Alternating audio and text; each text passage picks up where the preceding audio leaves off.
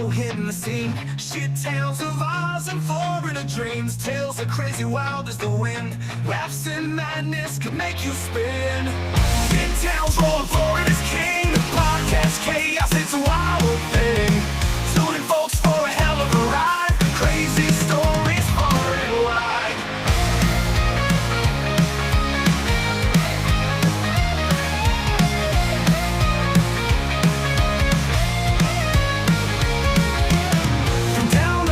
Sunshine State, mishaps and mayhem can't escape fate.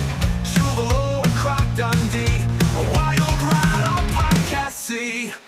Shit tales roll Florida's king. Podcast chaos, it's a wild thing.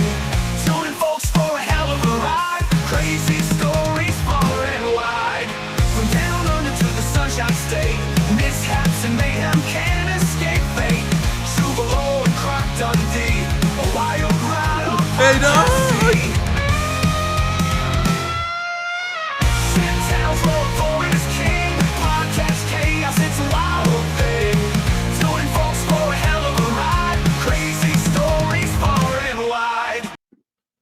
Hello, everybody. Welcome to another week of shithousery, chicanery, shenanigans, and all around what the fuckery. I am NCR News Network, joined by the man, the myth, the legend, was not invited to the Blue Oyster, Mr. Anthony Caruso. Yes, ladies and gentlemen, I was not invited to the Blue Oyster. And if you're wondering why I've got that in my side holster tonight, well, let's just say it's a very interesting story that came out from the shit towns of Australia. I'll tell you what, Blue Oyster would not have been far from it. Let's just put it that way. Mahoney!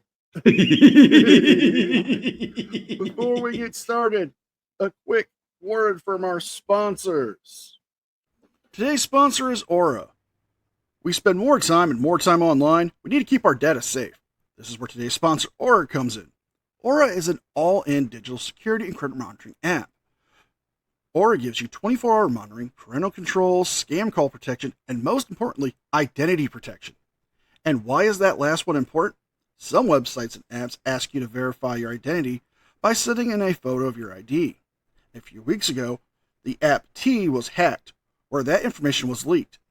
But Aura can also remove that data from data brokers, who sell your data without you knowing. Take a look for yourself what Aura has done for me. What you're seeing is all the websites that data brokers have sold my data to that I was unaware of.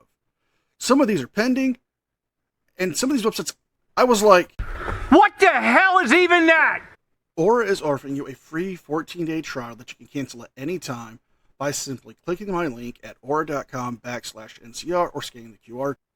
Make sure you keep your data safe by using my link. That's aura.com/NCR or scan my QR code and start today with your free 14-day trial. You can cancel at any time. That's aura.com/NCR for your free 14-day trial.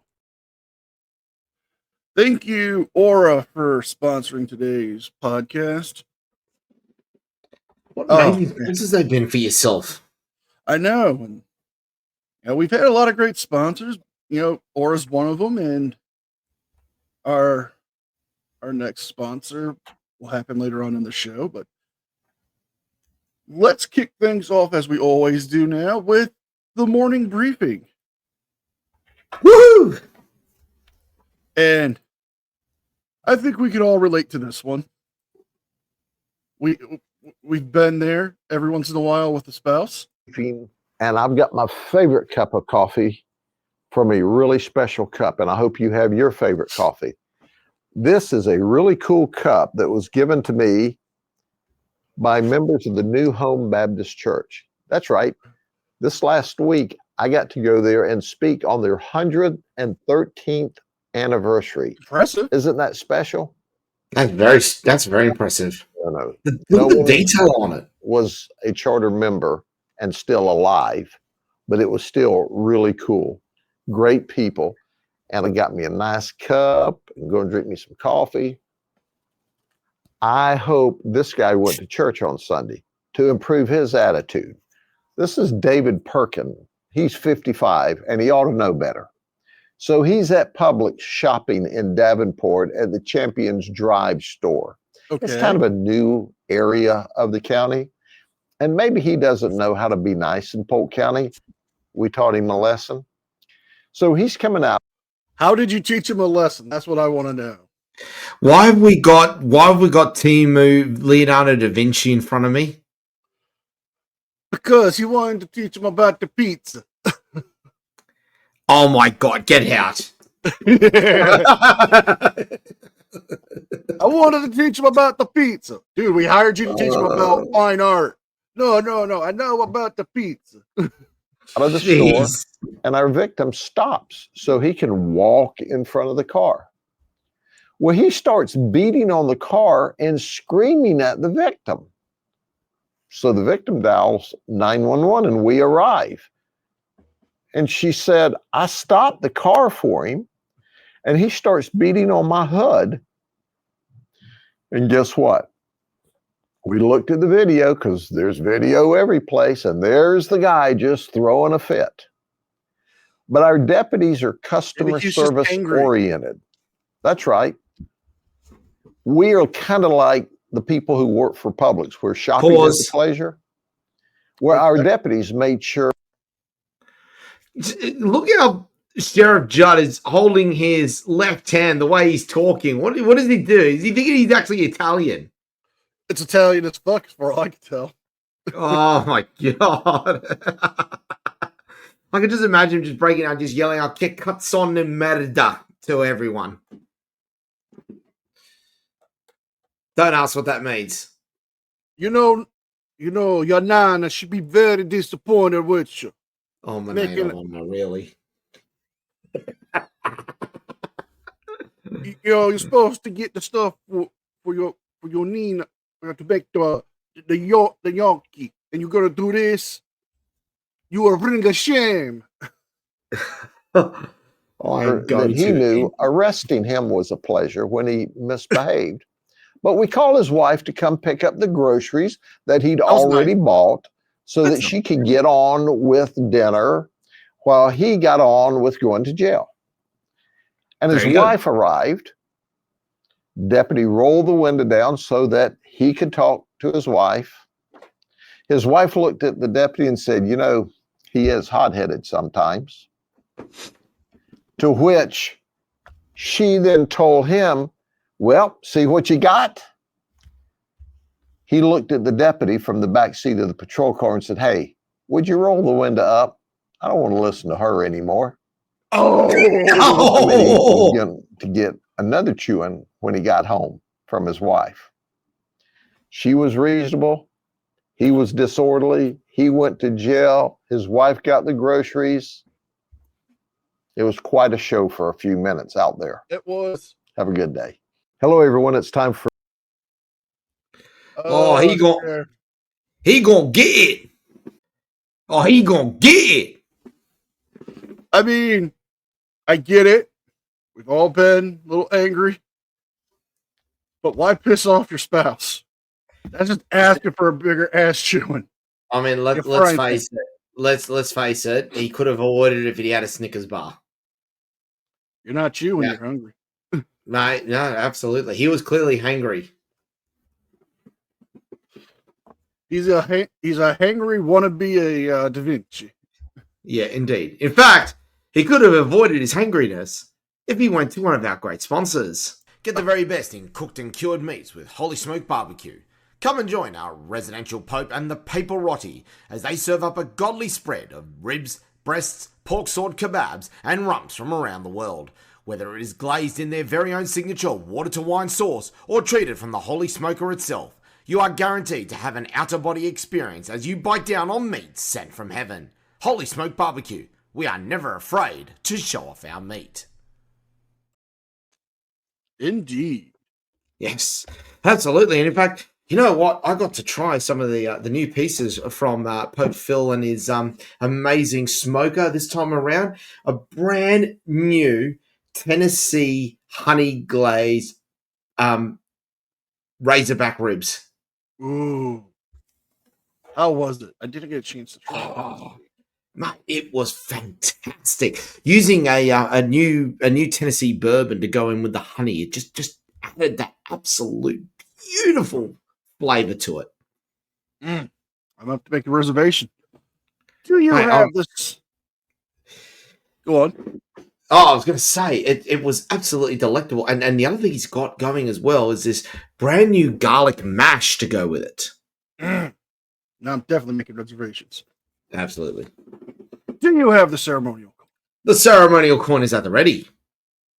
I'm going heads this week. It is ahead finally. All right.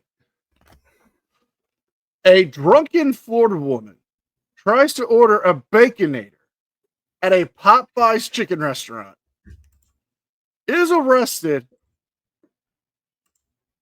Not the Baconator she wanted, though. Okay. Thanks to the internet, there are a lot of things I've seen in my lifetime. However, I didn't think I would ever see someone so intoxicated that they were in another state, or they were from another state, where they ordered a burger from a place that doesn't sell it,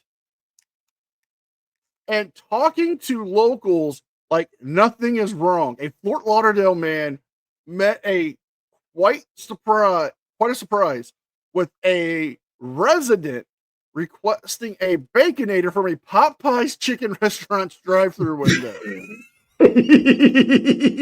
And saw the woman who fit what can only be described as the above requirements. Some people are weird. Now, I have the video Oh, I'm looking forward to this. because you have to see this train wreck. Let me bring it up.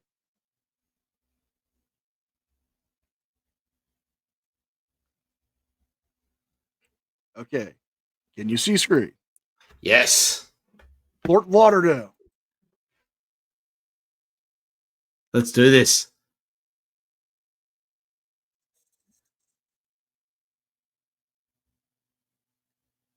Suspense is killing me at the moment.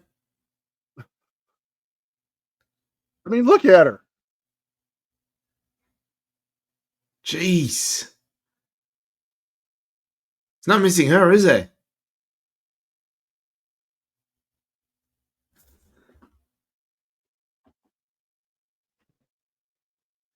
Can you see Hang my on. screen? Yes, we can. Okay. So I'm going to bring this up to full screen. Yep. This is Fort Lauderdale, Florida. This is our drunk Florida woman. Well, California woman. Out. Let's go. On the sidewalk. Excuse me, lady. Let me open my door, please. I'm sorry.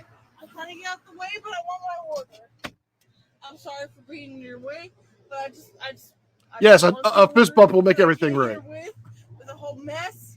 This is the whole mess. A Baconator? A baconator. What? Who you came? How you got here? Going to be honest with you? Yeah, how you got I here? walked. You walked I from where? walked here. I've been waiting for fucking 15 fucking minutes for a goddamn baconator. Okay. She wants a Baconator. But Right. that is a Wendy's product. That don't look like a Wendy's. That is a Popeyes chicken. I don't see Heath Slater in drag in there. Oh, did I just go somewhere? Oh, you did. Sorry, Heath. You want to give me a fist bump for waiting 15 minutes? Where you from? You not from around here. I'm from California. I don't play with the shit. You from California? Exactly. What you wanna play doing with down me? here? Nah, you want to play with me? You play with what I'm fucking waiting for. Yeah, they got you fucked and you up. fucking playing with me? That's at least 2 fucking They don't. levels So they don't back want to give you your food? up. Hey, man! They better give you your fucking Hey, food. man! Yeah, that's right. They gotta give you your food. Credit points to this guy. Oh, no. Exactly. I just want my burger. Yes! Oh, I'm sorry. I'm so sorry.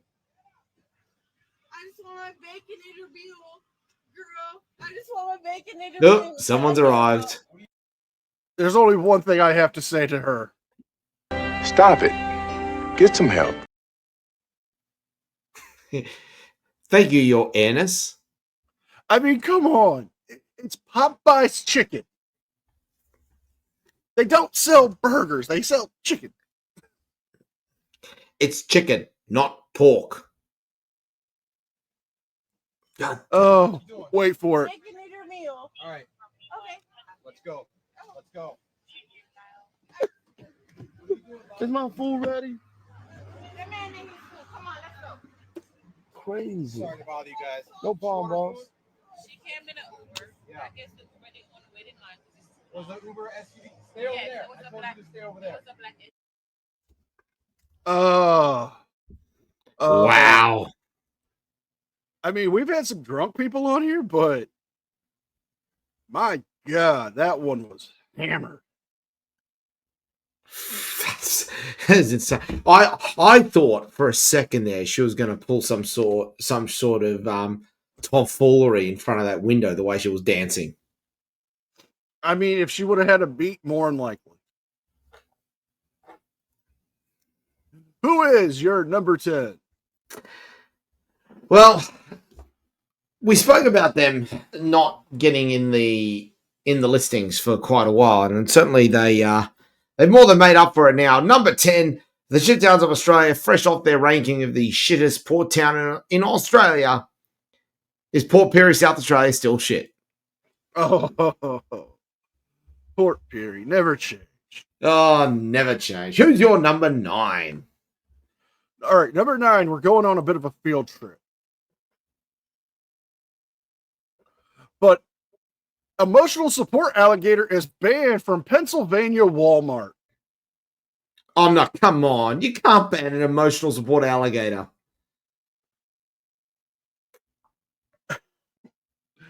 Okay. So, again, this isn't Florida, but it's Florida man adjacent, so it's well worth it.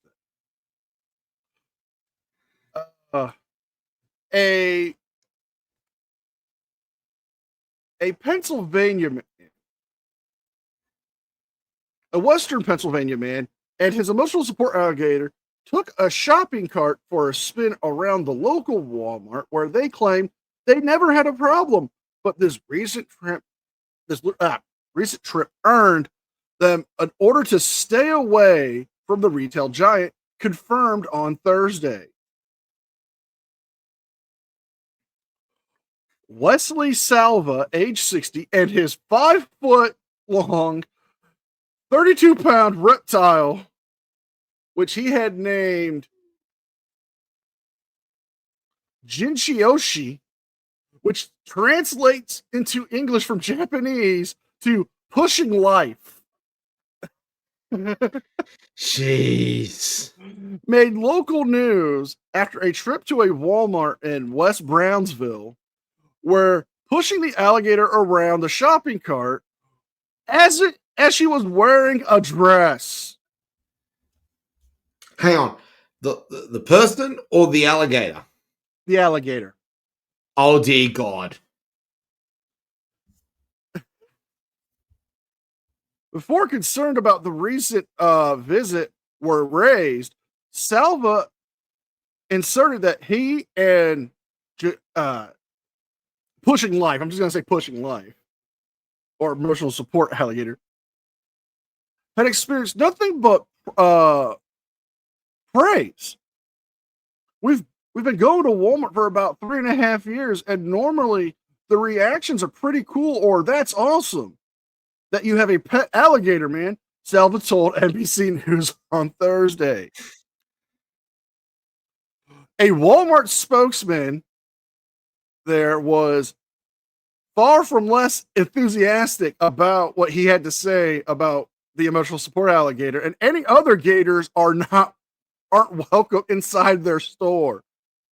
The safety of our customers and associates are our highest priority, said Walmart. We welcome service animals into our store, but are unaccepting to exposing members of the public to potential danger. Salva got his gator from a neighbor who couldn't care for it anymore and gave it to him. The emotional support alligator spends most of her days in a pool outside and at night in a bathtub of water.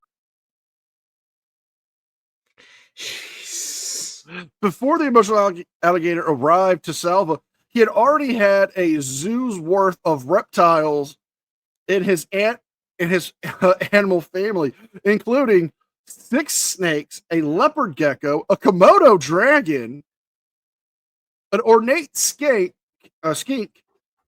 and a second alligator. He had also had a dog. Oh, come on. He also has a dog. Salva, a Baptist preacher for the Bethlehem Church, stopped just short of calling his worship of reptiles a holy act. In the Bible, God talks about giving us about us having dominion over animals. And I developed an affection for the reptiles. And Salva and who is the father of 5 children, I find them soothing. The reptile collection started 3 years ago when his daughter wanted a snake. I held it one night and I just knew, starting to really bond with it and holding it. He said, I actually finally gave her an ultimatum. She finally gave me an ultimatum. Dad, I really need to get my own snake. Now, I have to show you the photos. Oh, this is going to be amazing. We even have a video too. So, Do we? Oh, no. so before I go to the video, I want you to, Mr. Salva and his emotional support alligator. Oh, She just wants cuddles. she wants all the cuddles. Look at her with a little sweater on. She doesn't even want to go to the golf course. Let's just stay home and watch Animal Planet. But let me bring up the video here. No, I don't want that. That I would actually own an alligator ever. It's been really kind of incredible. Wesley Silva got his pet alligator 4 years ago from a neighbor who got her as a gift. When they weren't able to care for her anymore, they asked Silva if he'd be interested. I did some research. I have kids of my own, and I didn't want to put anybody in jeopardy. And after some research, I was like, you know what? I'll take her. Since then, they've been everywhere. We've gone to restaurants. We've been to Denny's where she's a star there. She gets VIP treatment. Hold on. He's taking the alligator to Denny's. Oh, this is getting insane. He's very loving towards the alligator. I'll say that in an appropriate way. In an appropriate way. We could say that at least. We've been out to Bob Evans. We've been out to the Wagon Wheel in West Brownsville. Silva says she always got a warm welcome. That is she's wearing a until little nearly 2 dress. weeks ago when some shoppers at the West Brownsville Walmart reached She's out wearing to little Channel dresses. 11 That's about cute. an alligator shopping in Walmart with its owner. It's been very positive, and I was really taken back by that. While Silva says Jinseoshi is registered as an emotional support animal, it's not allowed at Walmart. After our story, Walmart sent this statement saying in part, quote, "We welcome service animals in our stores, but it is unacceptable to expose members of the public to potential danger. Accordingly, alligators are not permitted on our premises." Silva says he's upset, but understands. Come He on. says he'll continue taking What's he her gonna wherever do? she's welcome. I just go with the flow. An American. I mean, come on. How? You know, that makes you feel something. It makes you feel something right there. Right? Oh, I mean, that's a little bit harsh from Walmart. I mean, it's an alligator on a lead. It's clearly been tamed. What's it gonna do exactly? I mean, it's wearing cute little dresses. Yeah, come on. Let the alligators in there. Yeah. Who's your number 9? Oh boy, our number 9 takes us to good old Vegas in Queensland. And wondering what I mean by that, I mean Brisbane, where a filthy footy player has filmed himself drinking from a dunny. Ladies and gentlemen, strap in because this gets disgusting. And it actually involves a very infamous rugby league player. The person in question is the fullback for the Brisbane Broncos, Reece Walsh, who has gone viral for all of the wrong reasons after uploading footage of himself drinking from the toilet. The fullback took to Instagram to post about a new form of recovery for his muscles before he kneels down next to the toilet. They reckon there's a new form of recovery to recover the muscles. They reckon if you toilet water, just get a little drink. Seconds later, a flush can be heard before the camera flips around and Walsh begins scooping handfuls of water into his mouth. The footage quickly spread across social media with fans left disgusted at what they were seeing. Wait a minute. He was drinking from the toilet. Yes. That's nasty. Yeah, absolutely. The Brisbane Broncos Rugby League Football Club issued a statement to the following. The Brisbane Broncos are aware of a video posted by Reece Walsh on a social media platform. The club can clarify that Walsh is currently renovating his home and has installed a brand new toilet in a brand new bathroom, which remains unused. The video represents a poor attempt at humour posted privately by Walsh. No one should take this video seriously or act upon the advice. Yeah, right. I don't know much about rugby league, but I do know this. You should not drink out of the damn toilet. It's just, I don't know how to say this. I don't know how to explain it. So, and what's worst of all, I believe the video has actually been posted online, and I think we've got it ready for you to view. Oh, dear God. Are you ready? I don't think I'm ever going to be ready, so just play it. Oh, boy. Here we go, ladies and gentlemen. Here he is, Reece Walsh, drinking from a toilet. Recovery to recover the muscles. I reckon if you just toilet water. Is his nails painted? A little drink. Yes. Okay, I know in survival situations they tell you can drink water from the toilet, but they tell you to drink water from the tank because it's not contaminated. Exactly. Now, to be fair, if you looked above him at the time, you can clearly see plastings on the ceiling, which does indicate that, yes, the place was being renovated at that time. And that toilet, let's be honest, looked way too clean to have ever been used. But still don't do it.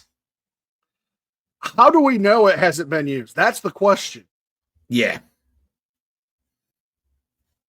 So, I mean, with that in mind, who is your number 8? Number 8. This is the most America story that ever come out of Florida. Florida launches first ever Second Amendment sales tax holiday. I'm going to have to explain this. I know there's a lot of states here that before back to school starts, they do what's called the tax-free holiday, where they do not apply sales tax to certain things, certain clothing up to a certain price, certain electronics up to a certain price, school supplies. So parents can get the stuff they need for their kids to go to school. College kids can get what they need for their classes. Makes sense, right? Yeah. Okay. You follow me so far? Well, Florida sees that and says, hold my beer. Tallahassee, Florida. Governor Ron DeSantis announces the launch of Florida's first ever Second Amendment sales tax holiday. A innovative design to help Florida residents save money on firearms, ammunition, and other outdoor gear, celebrating their constitutional rights and outdoor traditions. The tax holiday begins September 8th and runs through Wednesday, December 31st. Usually it's just a weekend. During the holiday, DeSantis and Floridians will be experiencing a sales tax relief on a wide range of items, including firearms, which lists pistols, rifles, and shotguns, ammunition and firearm accessories such as holsters, sights, and cleaning kits, archery gear, which includes bows, crossbows, and related equipment, camping supplies like tents up to $200, sleeping bags, camp stoves, and lanterns, fishing gear, which includes rods, reels, tackle, and bait. Oh boy, you know what? I think I can hear what song they're playing in the background right now.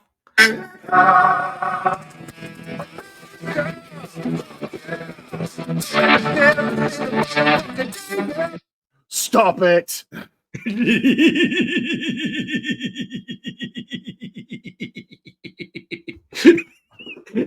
As if they wouldn't be. I know they are, but the article continues to go on with a quote from DeSantis saying, "We are committed to help Floridians keep more of their hard-earned money," said Governor DeSantis. "Florida is a great state for the outdoor activities and expressing and exercising your Second Amendment rights, and we're going to keep working to keep it that way."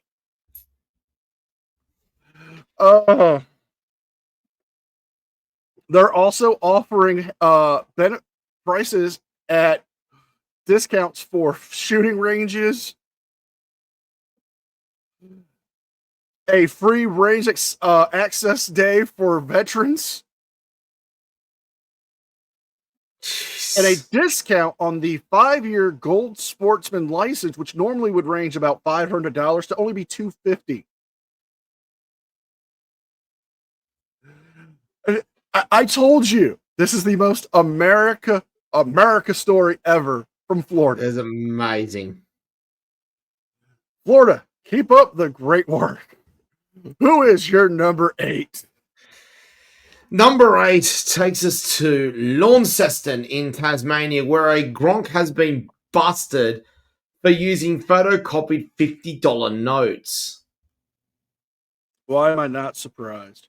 Oh, this is now the story I'm going to be reading for you is from when it originally broke out on the 29th of July, but I will be able to provide you the update from when it actually came to a head during the course of the week.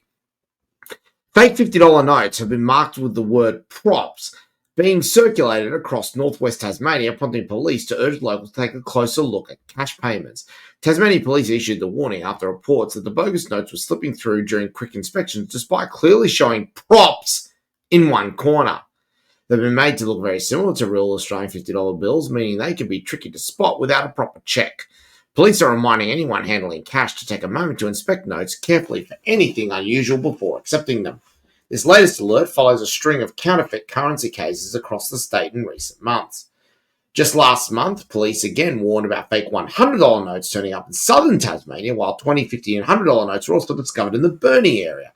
These fakes, carrying text reading "This is not legal tender, it's used for motion props." They also lack the transparent security windows found on real notes. Now, ladies and gentlemen, we're going to show you one of these because honestly, if you are that stupid that you can't tell the difference between an actual $50 note and this, then you've got a problem.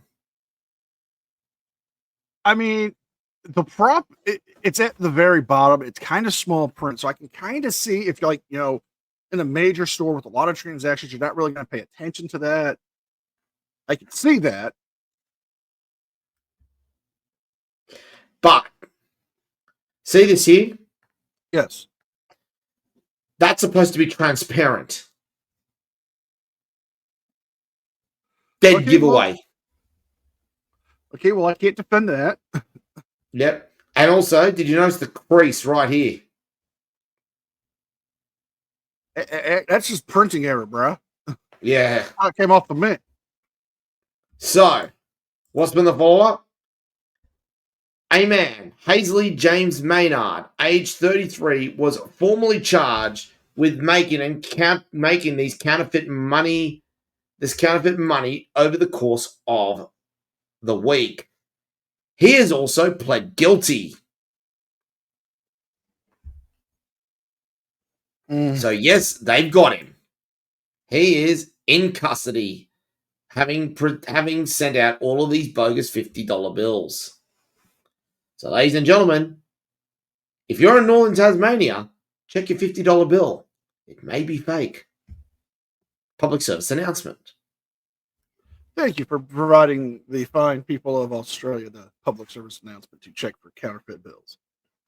With that in mind, who is your number 7?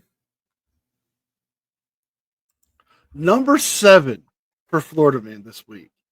A man was arrested after posing as a nurse and is arrested after using his fake ID to apply for a job. Okay. More fake nurses. Here we go.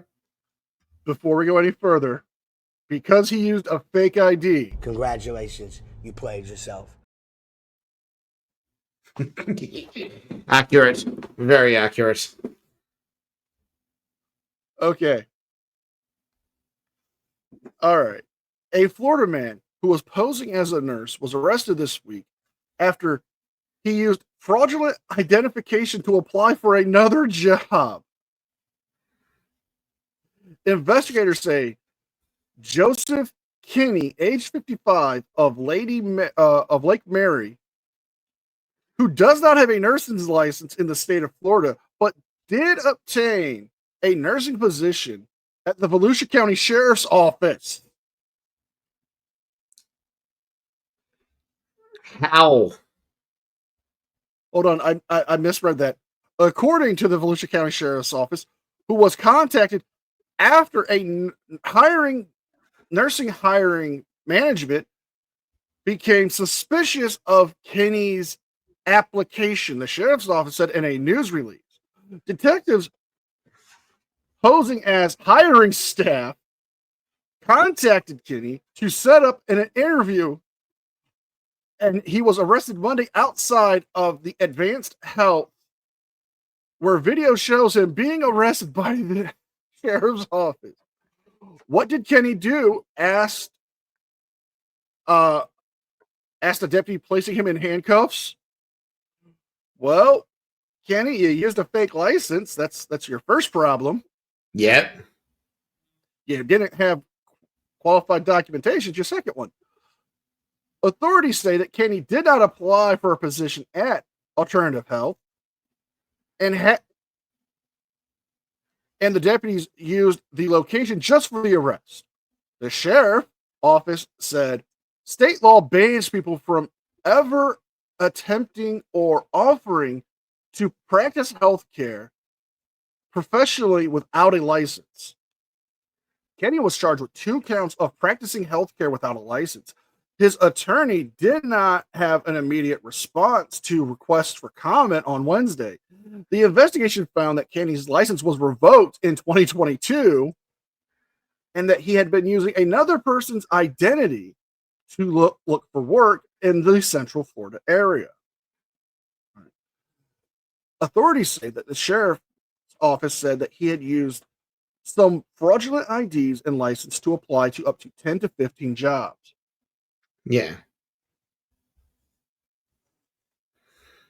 He was hired for 2 positions in Orange and Seminole County and had worked at each location for less than a week. authorities say previously Kenny had a nurse's license in Alabama, California, and in the state of Florida, but they had been taken away for dealing with narcotics, and for his employer driving. Oh, he was depriving narcotics from his employers, driving while under the influence of drugs, and providing false ID and unprofessional conduct. Now, I have the photo of him being arrested.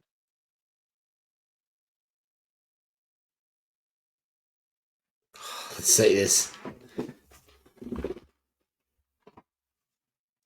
Look at that. Now, give me 1 second here, because this was Volusia County Sheriff's, and I think they might have the video up on YouTube. But look at him. He's dressed for success. Look at the hair on him. Does he go to the same wig maker as President Trump? Okay, I found the video. Oh no. I found the video. So let me stop sharing this. Let me share this.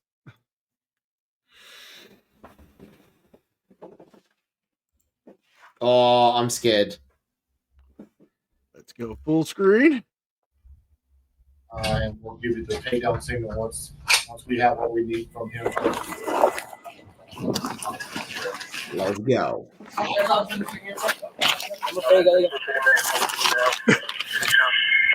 You have any weapons in on you, sir? I guess not. What did I do? We'll get what you guys. Oh my God, he looks like Corey Feldman. No, you know who he looks like? He looks like Eric Banner when he was playing Chopper. Oh, come on. That's not Eric Banner. That is Corey Feldman right there. Wow. Corey Feldman. You should be worried, bruh. We'll get what you guys in a minute, man. Okay. Okay. Trying to rock this Alabama waterfall. Tag him down. We'll go check him over there. Let's go over here. So let's get away from the building, sir.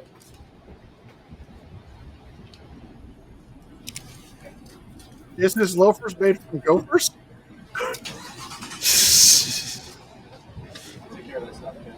Ta-ta, farewell.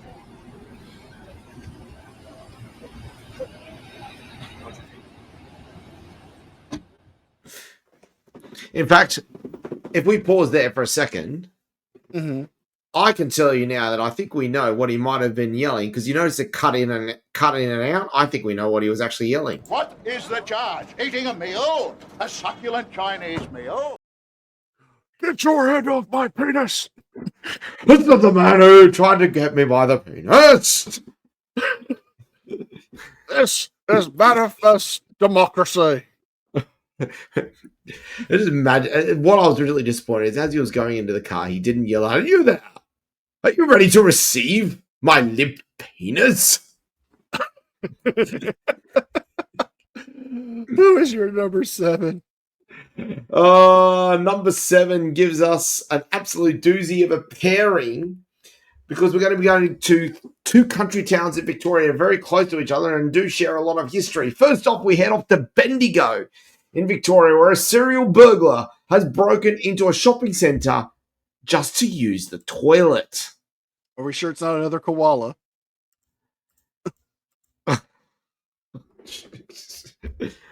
Oh, only one thing comes to mind. Having gone through a toilet story already, well, ladies and gentlemen. Oh, shit.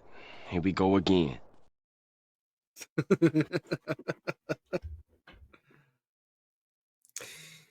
It's just unfortunately the story is behind a paywall, but we have confirmed that a serial thief broke into Bendigo Marketplace, went in, had a look around, used the toilet, and then left.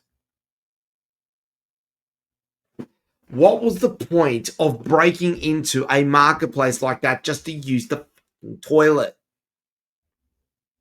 Well, you gotta go. You gotta go. Evidently. Oh God, just one of the more pointless ones we've come across in this time. And with that, given how pointless it is, let's move straight on to your number 6. Okay. Florida man's new delivery service, DoorDash, ends after the first trial delivery goes wrong.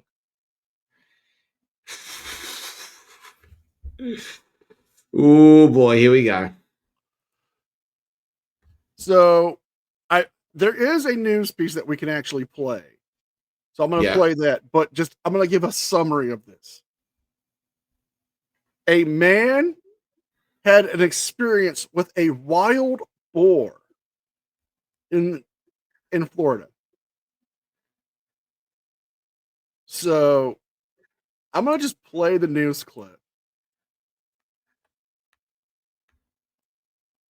Let me bring this up because this is one of those things that's just like, Florida, what the fuck is wrong with you? Every morning, 82-year-old Edward Wells sends a message to his daughter. Oh, I text her to tell her that I'm alive. Then, with an insurer in one hand, an iPad in the other, I like jigsaw puzzles. he settles in for the afternoon. So, when his daughter got a phone call Thursday, I need to get the hell over there. she knew something was up. Life got crazy yesterday. I thought, oh my God, we're being bombed. Not a bomb, Huge. but one big boar. Glass. He busted through a whole glass door. Attacking the dog, Bailey, and then making itself at home. Okay. That is a 300-pound wild boar. I'm looking at that and I'm thinking, geez, that could be a decent dinner. Yeah, I'm here with your DoorDash order. I am the order. You ordered ribs, right? Yeah, oh, absolutely. Someone ordered Razorback. Here we go. For about half hour, 45 minutes, the pig just stood there. Sounds like you guys were in a standoff with the boar. Oh, hell yeah. Eventually, so were Lee County deputies. Gosh. New body camera video shows deputies face-to-face with the boar. Easy. He's charging you, man. You better stop it. Whoa! As deputies tried their best. We're going to play that back. Replay that.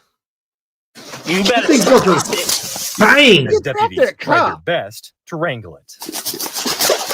Again. Whoa! And again. Good for them guys, man. I wouldn't want to be doing that. Oh, going to the front. Before it eventually escaped. It was a long, crazy afternoon. After stitches, Bailey is doing just fine. And Ed? Were you scared? No. Really? No, really. Yeah. Mm-hmm. For what? Well, Ed, he's gone back to business as usual. I do some mahjong too. I like that. Wow. How about the speed that ball built up? I know. So, here's the thing. Wild hogs in Florida are an invasive species. Yeah. And Florida, you can openly shoot them. Like, if you see one in your front yard, you can actually just go out with your gun and shoot. So they're a pest. But, yes. It's not recommended that you eat them because a lot of them do contain a lot of parasites. But I want to know what they are going to do about that boar attacking those fine law enforcement officers. Because we saw that boar attack. That boar is a danger to society. And props on Florida for having lassos with their law enforcement agents. Oh, I mean, I could hear someone making a joke right now. How come pigs couldn't arrest a pig? Get him. Get him. You gonna get it. Sweet.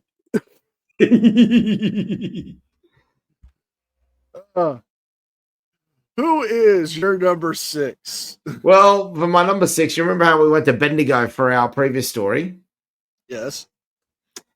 Now we're off to Ballarat. It's a 2-for-1, and we got an absolute beauty. The Prime Minister of Australia and the Premier of Victoria chased out of town by angry yokels on tractors.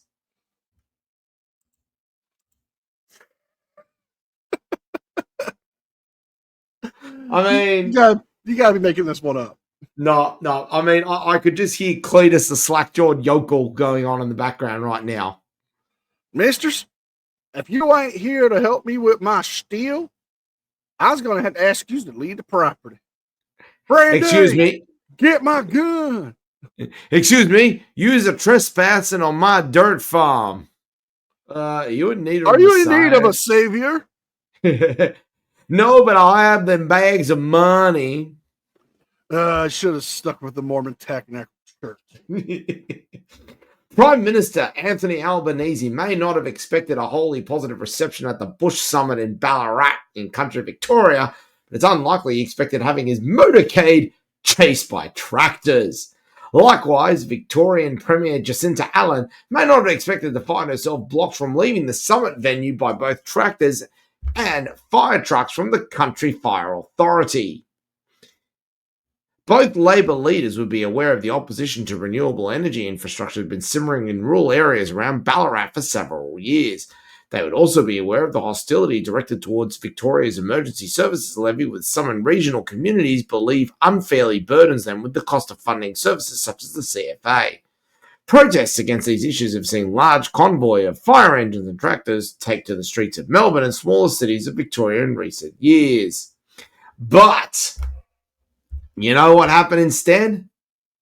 What? They came to them when they arrived to do the presentation. And look at this. We've got some doozies to show you. So, to start off with, there's a photo of the convoy. And not one jag amongst them. No, none of them are. I don't think Jag even makes it, but they've got a video here.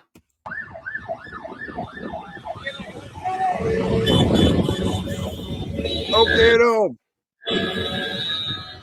Please, they're traveling. They're eastbound and down.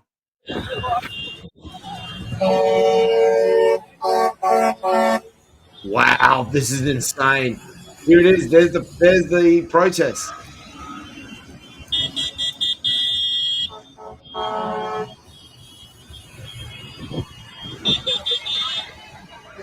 I mean, it's impressive.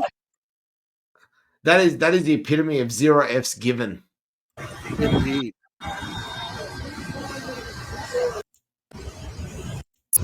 Skipping ahead. Oh, that's it. So there we are, ladies and gentlemen. Protests in Ballarat against Prime Minister Anthony Albanese and Victorian Premier Jacinta Allen. I'm kind of scared now to announce my running for Prime Minister of Australia. And so you should be.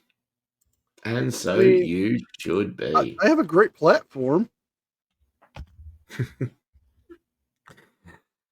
Well, let's see if you can platform yourself with your number 5.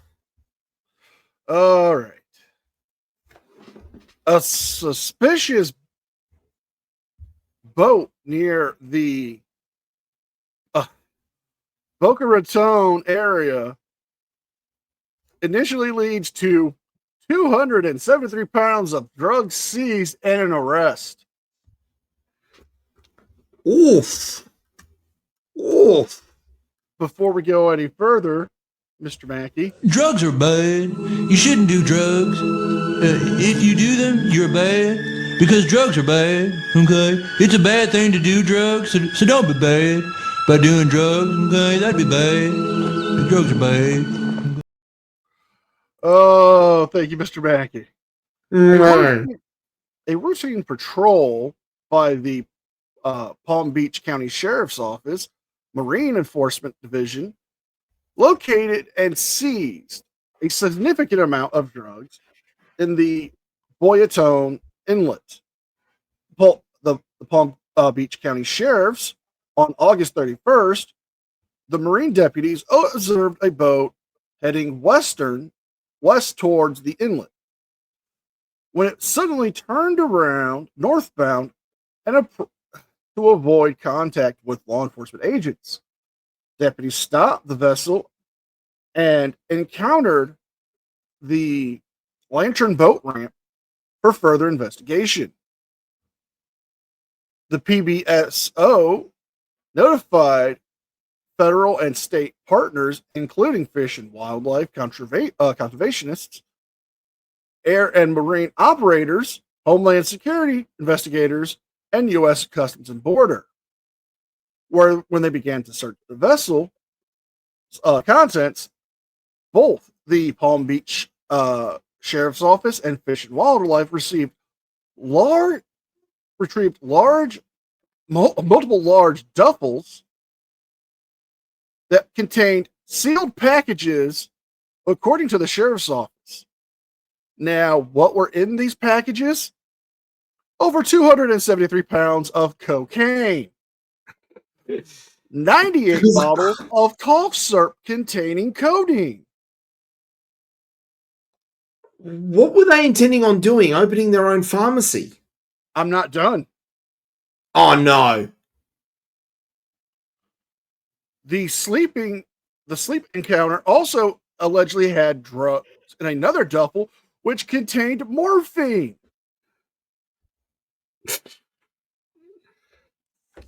All of the fiends. Oh, yes. But not only that, they seized the boat, they seized the narcotics, they made the arrest of the operator of the boat, who was a Bahama native and a non-U.S. citizen, who was turned over to Homeland Security for further investigations. Now, this investigation has further actions happening, and it remains active.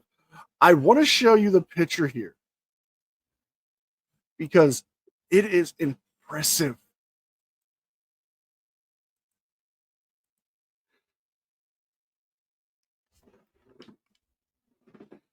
That's a decent load. But look, we have the LA team, baseball team. Oh, the Dodgers. The Dodgers. And then we have Dolce & Gabbana.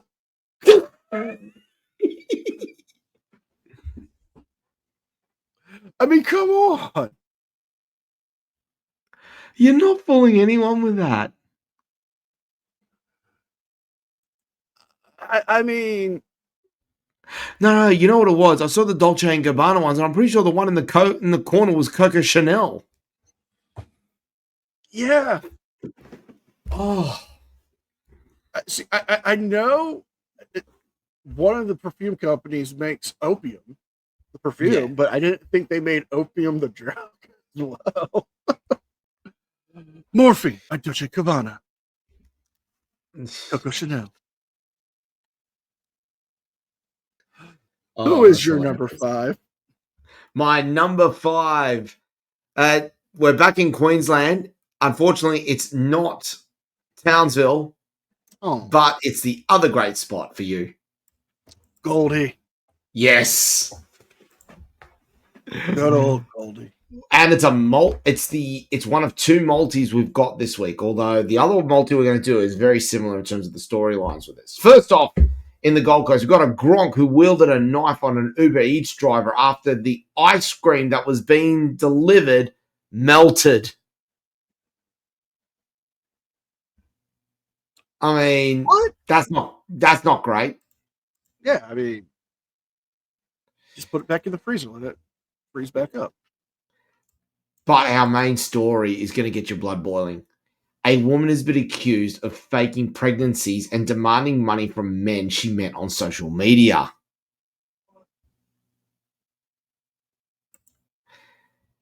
Strap in, ladies and gentlemen. A Gold Coast woman accused of falsely claiming to be pregnant in order to demand money from two men has been charged with 16 offences, including stalking.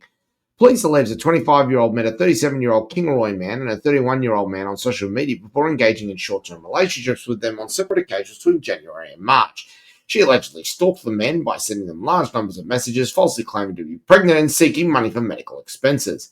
Months later, the woman allegedly sent fake ultrasound images and medical documentation and falsely claimed to have given birth while demanding more money from them. The Tugun resident had been charged with 16 offences, including 5 counts of fraud, 4 counts of each of forgery and uttering, and 1 count of each of stalking, possession of dangerous drugs, and possession of a utensil. She's been remanded in custody and is expected to appear in Southport Magistrates Court. And ladies and gentlemen, well, before we play this video, I think it's only fair that we say one thing to this person. Oh, well, you can kindly go fuck yourself.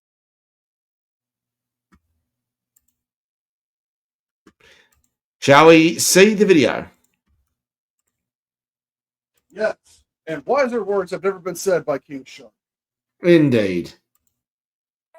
Police, come to the door. We're waiting.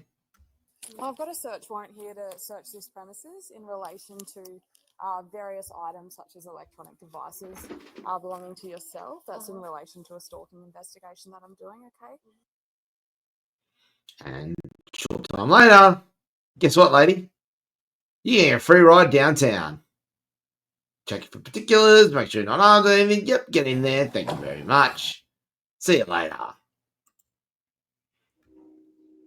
Congratulations, you piece of shit, for faking pregnancies to try and steal money off men you had virtually just met. I mean, I know it just takes one time, but I don't think it takes it that fast. I mean, it's not. I don't know if it's quite the wood chipper, but I think this cretin is going to be getting a tour. Yeah, I don't think it's tour worthy either. I do think that she is a piece of shit. Yeah, very much a piece of shit. King Shark's not impressed with you either. Who's your number 4? A Florida man is arrested after spraying public shoppers in the face with bug spray.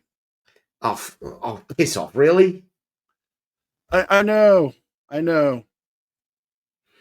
A Port Charlotte man, and again, leading up to my scientific theory, if you have port in your name, odds are you're a shit town. A grocery store checkout display spun into a violent altercation when a Charlotte man, allegedly attacked a couple outside of a Publix, blasting them in the face with bug spray. Deputies responded around 2 p.m. on Sunday, August 31st, to a Publix on the Cohen Boulevard, reporting after an altercation happened. Investigators say that Daniel John Keegan, age 65, became upset when a woman in the checkout line, when she told him that she was already waiting for her husband and would not let him cut ahead. Okay. The couple replaced the items from their cart onto the conveyor belt when Keegan began to unload his groceries as well, sparking a heated argument with the woman's husband involving him abandoning his cart in the store, where he went out. Once they got outside, Keegan allegedly went to his vehicle, waited for the couple to come out, load their groceries up into their vehicle, and then began to spray them in the face with bug spray. Oh, God, really? Yes, before fleeing. So, big man. The male victim required medical treatment at a local hospital. Deputies quickly located him, where the victims positively identified him. He refused to speak to investigators and was arrested for 2 counts of aggravated battery with great bodily harm. He was booked into the Charlotte County Jail on a $2,000 bond, where he has since been released. This is a disgusting act of cowardice. Over what? Who can check out first at the grocery store? Sheriff Bill Pomelin said in a statement. The level that this man took it to was dangerous and completely unnecessary. And to prove our point, we have our Florida man here.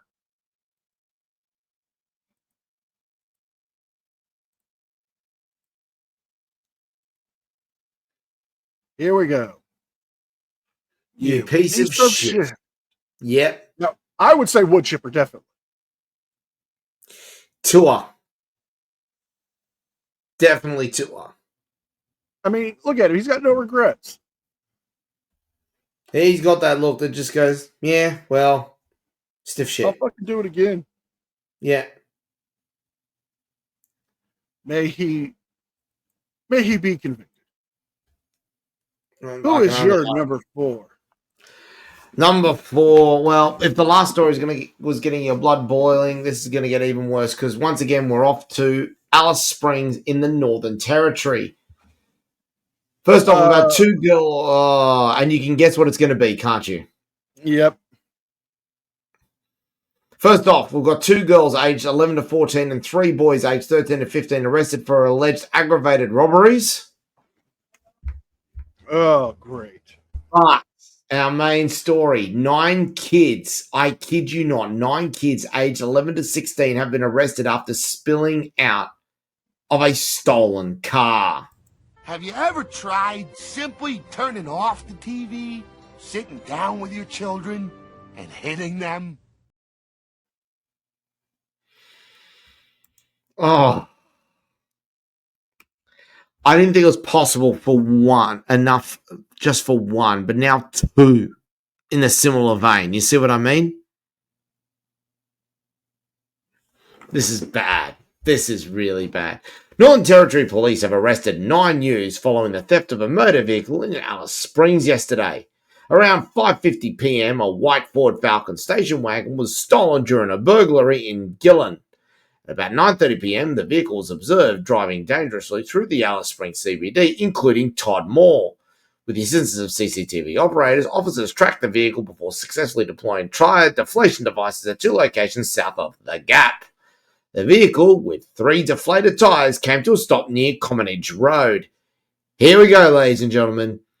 7 male youths aged 11, 12, 12, 12, 12, 14, 15, and 2 female youths, 12 and 16, attempted to run from the scene but were all apprehended as a result of a well-executed arrest strategy. 4 of the youth have been released and expected to be placed on a diversion program.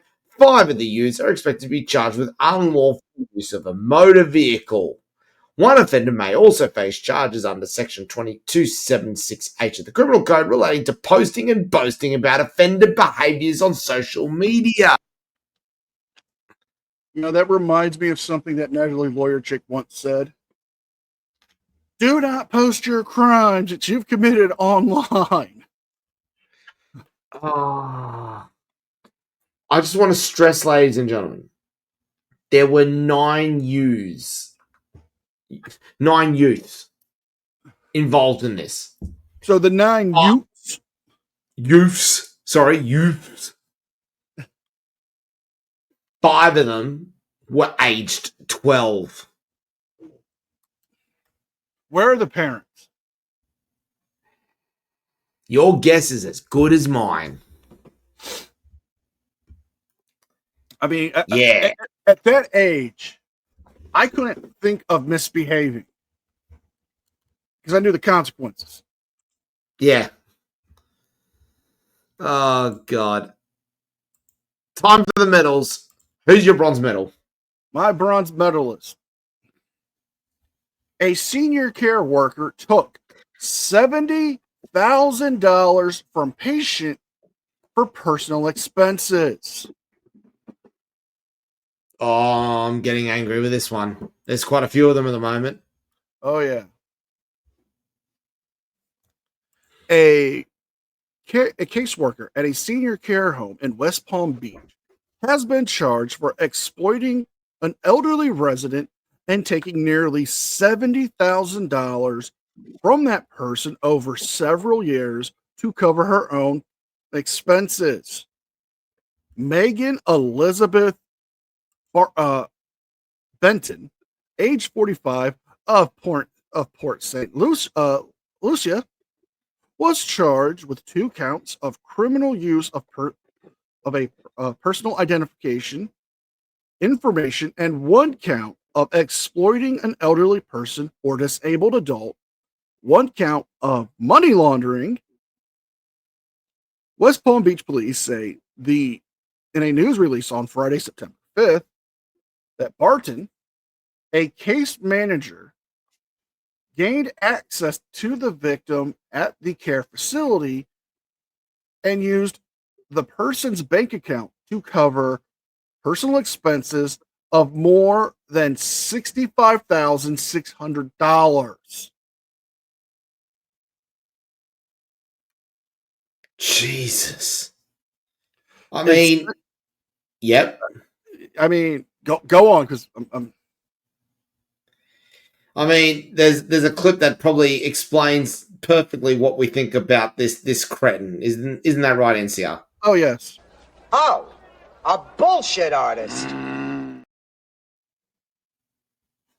The expenses include groceries, car repair, medical bills, cell phone bills, pet bills, OnStar service, SunPass, Uber fees, gas station purchases, and Amazon purchases. For those who are unfamiliar, what a SunPass is, it's a pass that you can use. You can usually buy them at grocery stores for using the tollways in the state of Florida. $65,000 over several months. 68. Like $68,000 over several months. What the actual hell? Police did not name the senior care home facility in question, but LinkedIn profile for Barton listed she was employed at the Mossy Life in West Palm Beach. Now, this is a direct quote from, I believe, one of the law enforcement officers. Yeah, it's one of the people involved. Exploiting the most vulnerable members of our community will not be tolerated, West Palm Beach Lieutenant William DeVito said.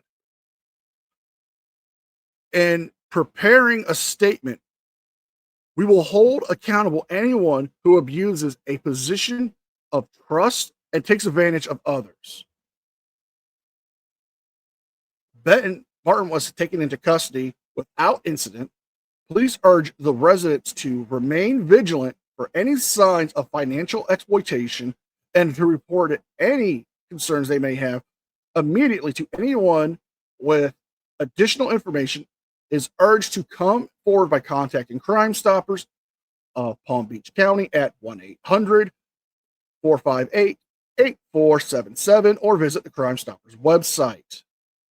I have no photo of this monster, but I definitely suggest a wood chipper. Disgusting. Absolutely She's up there for disgusting. She's up there for a nomination for piece of shit Golden Turd Award right now. Oh yeah, she's up there. She's up there with that woman who faked the pregnancies at this stage. Who is your bronze medalist this week? Oh, this story won't effing go away, and you'll almost can guess what exactly I mean when I tell you that our next story, our bronze medalist, is Hobart, Tasmania. Oh dear God! Do you want to guess? It's back. The Copper Thieves. No. Worse. Not the fish again. The fish again. Oh. Get it over with. Rip the Band-Aid off. Let's do this. Oh. The pervert has been given a suspended jail sentence for filming his missus fucking a trout. Oh, God damn it. Oh, you know what? We need something to help us make us feel a little bit better. I'm Troy McClure, and I'll leave you with what we all came here to see. Hardcore nudity!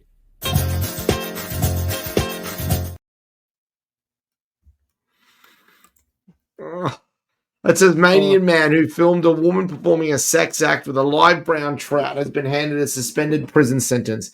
Ashley David Hallam pled guilty to making or reproducing a bestiality product and possessing a bestiality product in relation to the viral incident that occurred in 2022 or early 2023. The graphic footage, which showed a woman lying in a boat while a man held the fish against her genitals, prompted a police investigation after it spread widely online. In the Hobart Magistrates Court on Monday, Magistrate Maria Duvnyak described Hallam's actions as serious and depraved. The conduct appeared to show disregard for the welfare of the animal in question. Hallam received a 5-month prison sentence, wholly suspended for 18 months, and must complete 75 hours of community service as part of an 18-month community corrections order. The DPP made the decision not to contest charges against the co-defendant, but continued them against my client, Mr. Hallam, the defense lawyer said.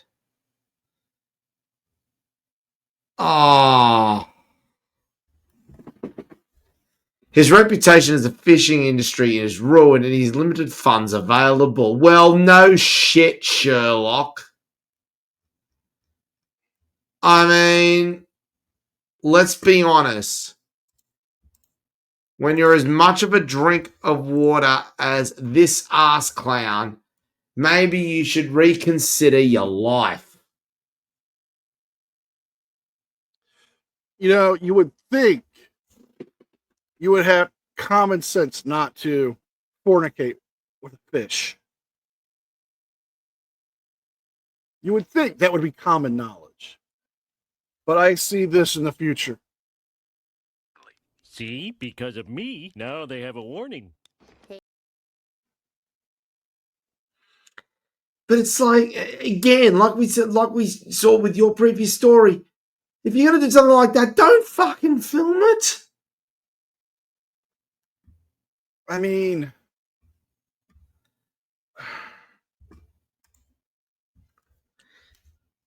thankfully, I think this story can now just about be put to bed now that he's been sentenced. But Jesus Christ. So, in other words, it's sleeping with the fishes? Oh, no, that's it. Go straight to your silver medalist.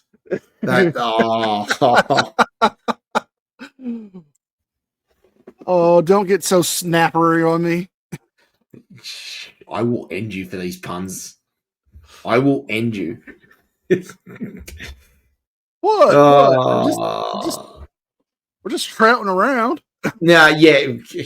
Oh, Okay. really? We can do this the easy way or we can do it the hard way. The choice is yours. All right.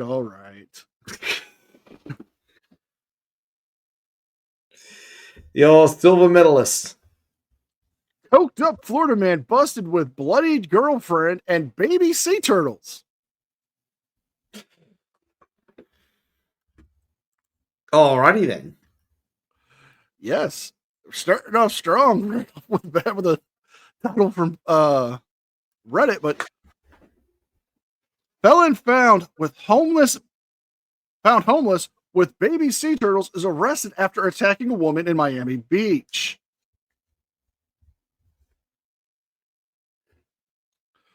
A Miami Beach man has been arrested. A 44-year-old man is convicted of a felon, who's a convicted felon, has been in and out of prison since 2016. Apparently, according to the Miami-Dade County court records, on Wednesday, this man faces charges after he recently was convicted over baby sea turtles in Miami Beach. Daniel Arbos, most recent prison stay was for possession of cocaine with the intent to purchase or distribute on September 6th of 2022.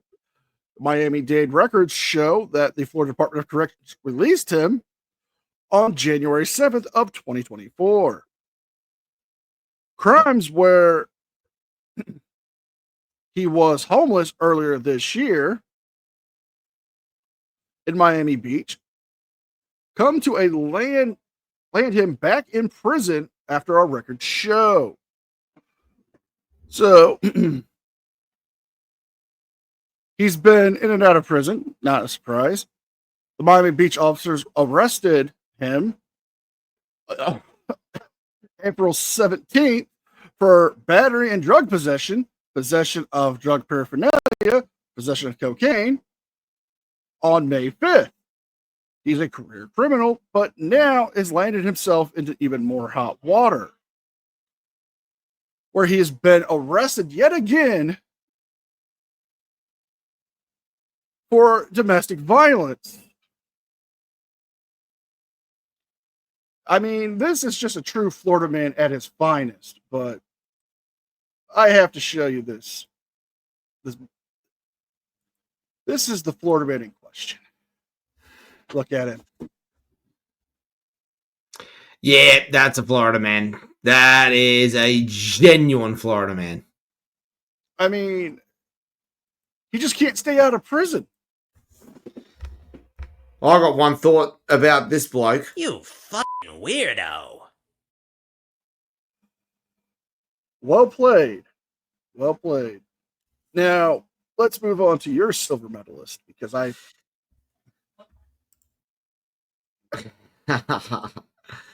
Oh, you're going to enjoy this one. We're sticking in the Northern Territory at the moment. We're off to Darwin for the silver medalist. We're a shit gas company and regulators cover up a massive methane leak for years. How do they not smell it? Well, I mean, one particular smell comes to mind, really. It's just not right. It's really eerie here. Something's fucky. Thank you, Bubbles. Yes, something really was fucky. It was a methane leak. The man in charge of the Northern Territory government's handling of a major methane leak at a Santos gas plant was working with a lobbyist for the project's co-owner. That makes so much sense now.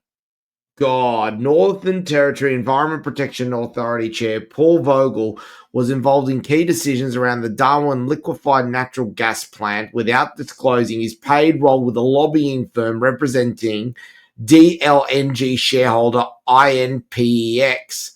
Mr. Vogel has denied any conflict of interest, saying he never provided advice to any of the firm's clients who are regulated by the Northern Territory EPA.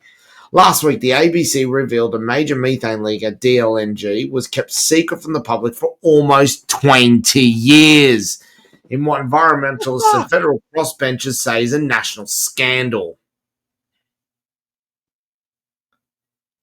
20 years. Santos has been cleared to use the plant for its controversial new Barossa gas project without fixing the leak or measuring its estimated emissions, which is the equivalent of adding 7,000 new cars to the road every year until 2050. Jesus Christ. Barrister Jeffrey Watson said Mr. Vogel's involvement in decision-making about the plant's future was one of the most obvious instances of a conflict of interest that I'd ever seen, and raised questions about whether his position was tenable. Mr. Vogel said his agency did not report the leak to the public because at these levels, the emissions do not pose any risk of explosion and negligible risk to human health or the environment. How the fuck did you say that? The Northern Territory opposition leader, has said the leak was not even flagged with the then Labor government, despite being reported to the Northern Territory EPA in 2020, which was quite phenomenal and a huge concern. He was paid this guy was being paid on the hour, every hour, by the lobbyists to do their bidding while he was taking the coin.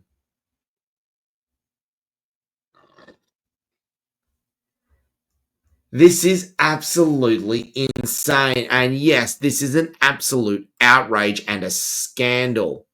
So let's start off, ladies and gentlemen, because I do love a good public naming and shaming. There is Paul Vogel, who was the chair of the Northern Territory EPA, who had oversight as well of the Darwin LNG plant, and he was working for its co-owners, lobbyists. Okay. If I am elected as Prime Minister of Australia, shit like this will not happen. If you are caught doing shit like this, you must go into the emu pen. Don't worry, Brigadier Reginald is ready for him. Now, to give a bit of an idea about what was going on, so this is an LNG gas tank. A design fault in the nozzles here meant LNG splashed onto the tank's roof and into the space between its walls. So it was splashing in here before it got outside. Gas would then seep into the ground and escape out of the top of the tank. How did it not get pressurized and explode? Your guess is as good as mine. Here's the worst part. That's the location of the tank, right on the port of Darwin. Congratulations! Once again, any location with port in it is immediately shit. I mean, people could say, oh, you're just making that up, but I have proof. It is very much proof in that regards. Who is your gold medalist while we try to clean the stench of stink out? The stench of stink is going to be better because my number one, my gold medalist this week, a man is arrested and accused of lewd acts after meeting a teenager at a skate park that he talked to her through Roblox. Uh-oh. Oh, no. Yep. Wood chipper. Wood chipper's going to be needed. A man is behind bars after allegedly sexually battering a teenage girl he met at a skating rink and had communicated with on Roblox.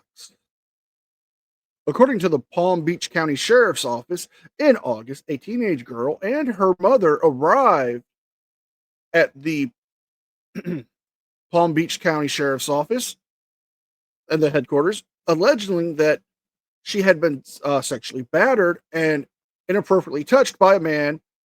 Let me get his name correct so we can shame him properly, because that's what we need to do here.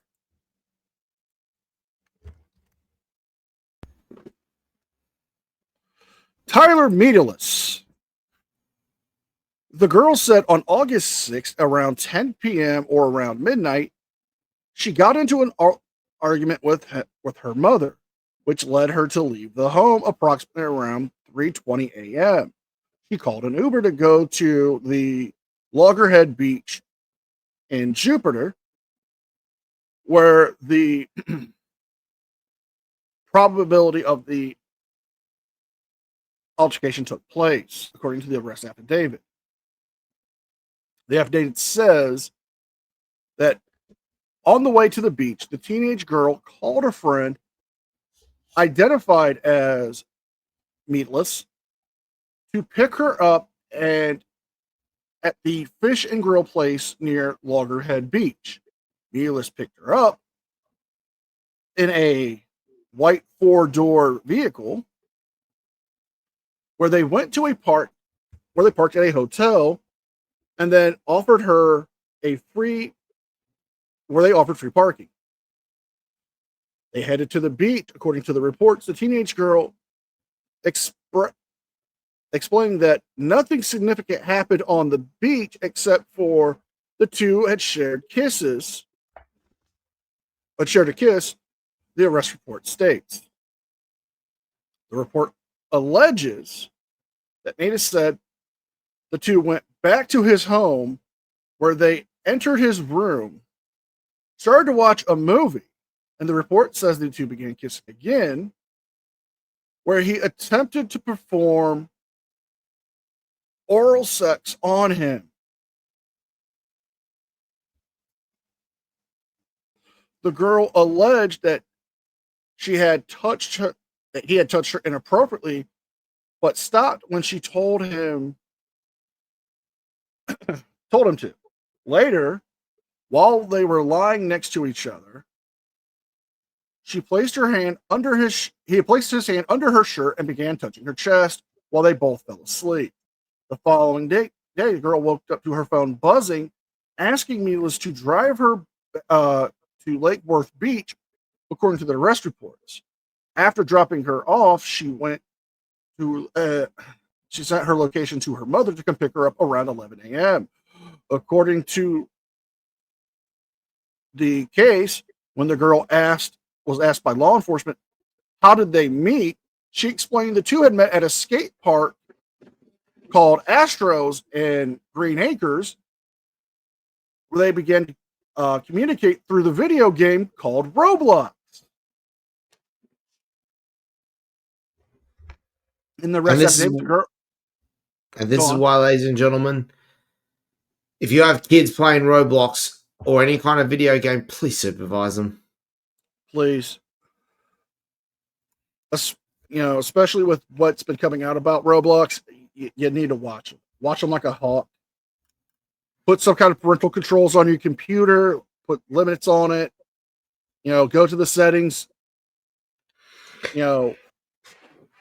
Control who they play. Control who knows their IDs. The arrest report says that the girl did not know that he was 20 until later on. While speaking to the detective, she explained that she had called him to come pick her up because he was the only person she knew that had a car. He didn't try to force her into doing anything, according to the arrest reports. Milas was booked into the Palm Beach County Jail on Wednesday on counts of lewd and lascivious battery and molestation. No word on bond, but I hope he gets the wood chipper because I have his mugshot here. Good. Want to say this.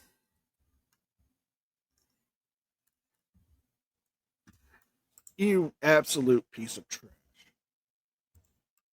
Scumbucket. All I can say about him, scumbucket. He could have done the right thing and told her and talked to her about, just calming down, apologizing to your mom. I'll give you a ride back home. You didn't have to take her to your house. You didn't have to kiss her. And you didn't have to try to get her to perform a sex act on you because, well, now you've entered the wood chipper. And enjoy your stay.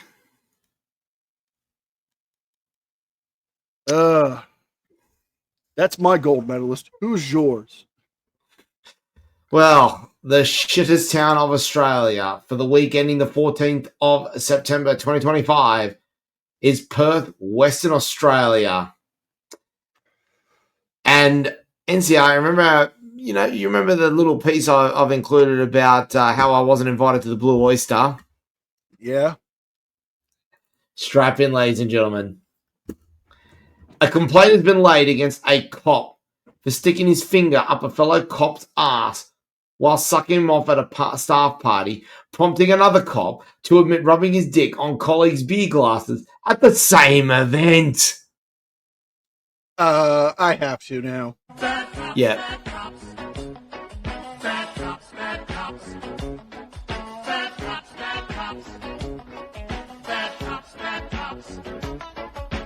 Springfield cops are on the take.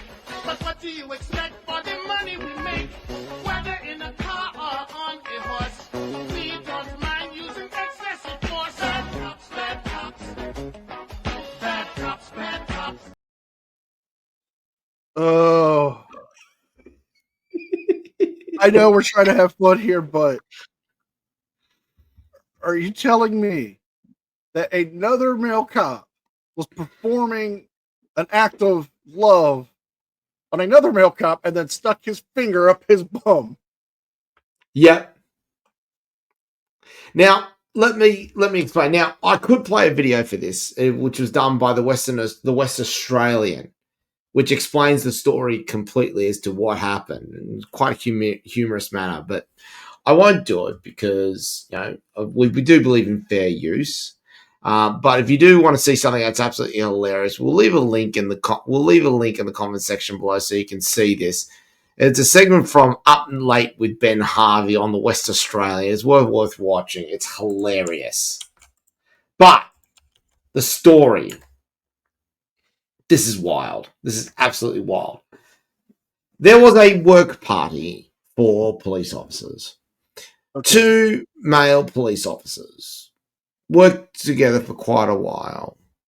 Went to the party. One end actually fancied the other. The other one wasn't so sure. After a while, they had a bit to drink. He took his shot. The other male taking his shot. The other male consented. What did he consent to? A gobby. Okay, fine. Okay. We're all open-minded adults here. We're not going to judge on that. No, not at all. I mean, what wasn't given consent though was the cop giving the gobby, then proceeding to perform a prostate examination with no glove on. Nice. Now, that act was not consensual. The other male cop then goes home. But then, ladies and gentlemen, would you believe? And the plot thickens! How can it thicken this much? Because cop number 2 went and told his wife. Now, the wife allegedly didn't have a problem with this, with the gobby. But she did have a problem about the lack of consent with regards to the digital insertion. So the next day, they went in and filed a sexual harassment complaint.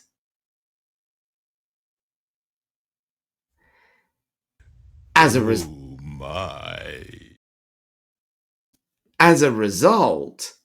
the chief of police launched a probe, giggity, into the situation, giggity. And, well, this is where it gets even more insane. Another police officer saw the email memo come out, thought it was about him, and then ended up admitting that during the course of that very same party, he had rubbed his penis against the beer glasses of the very 2 cops involved in the first incident. I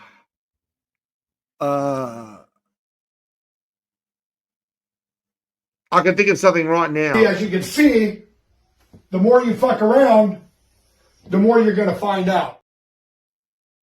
I don't know what to say. I don't know what to say. I mean, I could have sworn this was a police station, but clearly it was something else. It's a pornography store. I was buying pornography. Stop it.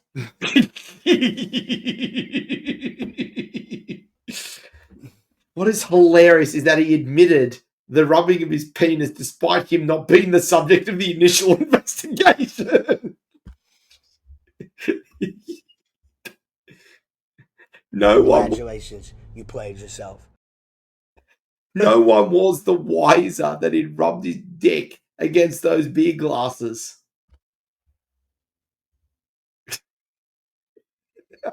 You know, I have to say, I think I know what was going through the mind of Cop 1 when Cop 2 said okay to the gummy. Hot damn!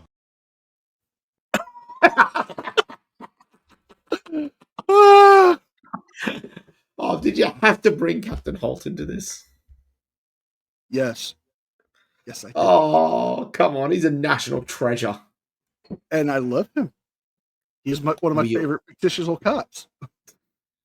So there you are. There is my number one. And NCR, I don't often get to do this, but I am officially claiming the Shit Towns Florida Man podcast for this week off the back of that one story. I'm not going to contest it. I'm not. I mean, that one story alone blows away, pun intended,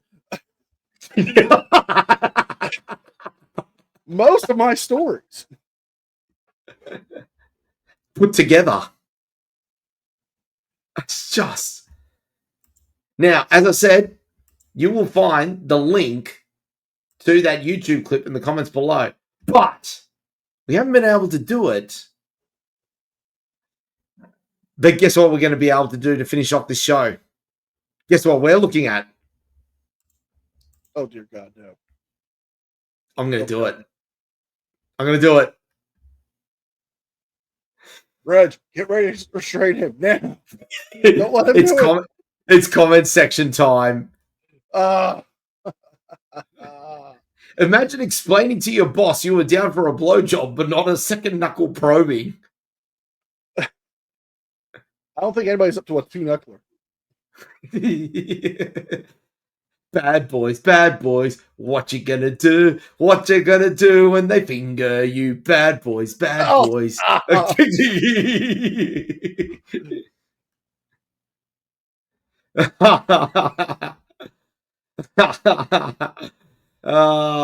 won. I concede this week. I can concede. Okay?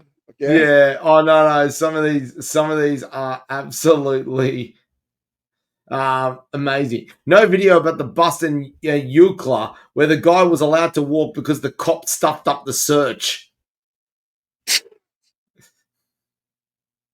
God damn it. I can see claims for compensation flying around like summer swallows.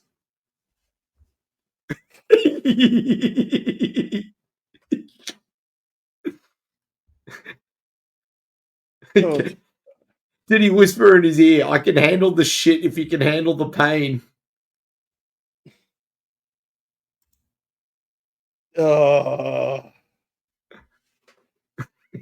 Cringing right now.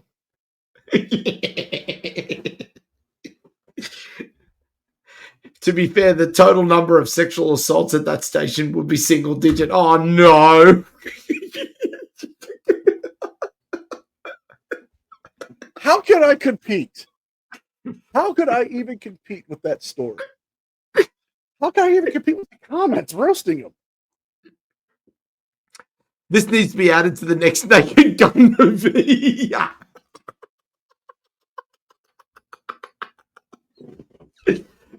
God damn it.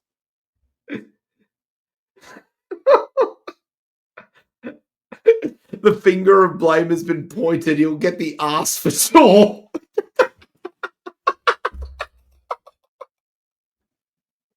I'm done.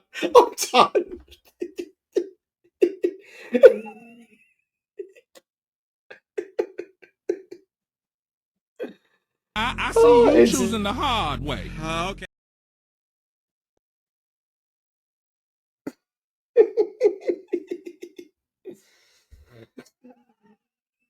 That's horrible. Oh my God. You are a bad man. Oh, I think we better end the show before I blow a head gasket. On that note, I am NCR News Network. I am a very broken Anthony Caruso. And we'll see you guys next time.